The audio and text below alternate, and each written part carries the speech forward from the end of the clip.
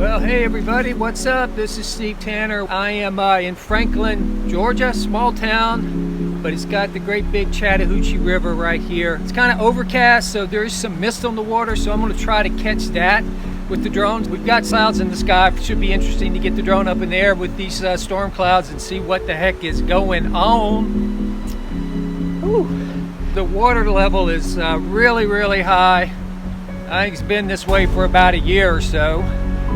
But there have been other times when I've come to this very same spot and you can see some rocky shoals going all the way across the river here. I'm going to be filming that. The water's going over the top. So when I head back into town, Franklin, Georgia, it's a very, very, very small town. It's got one little circle of businesses, but it does have a football stadium that looks like it has some graphics, painted onto the field.